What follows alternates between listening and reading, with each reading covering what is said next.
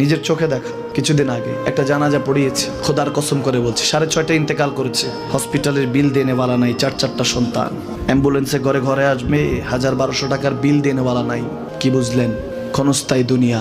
মুমিনের কম থাকলেও আমি বলি, কেউ যদি এসে বলে হুজুর একটু দোয়া করেন, খুব পেরেশানিতে আছি, আমি তার হাত চুমু খেয়ে বলি তোমাকে মোবারকবাদ, আল্লাহ তোমাকে ভালোবাসে। পেরেশানি তো মালিক দেয়, এই জন্য এটা রহমত মুমিনের জন্য। পেরেশানি দেয় যখন ফেরেশতারা বলে আল্লাহ চাইতেছে টাকা পয়সা চাইতেছে, বলে এটা কি? বলে ফাসেক, দে বিদায় কর। তার চাওয়া চেয়ে বিরক্ত লাগে, বিদায় কর, কি লাগে দে।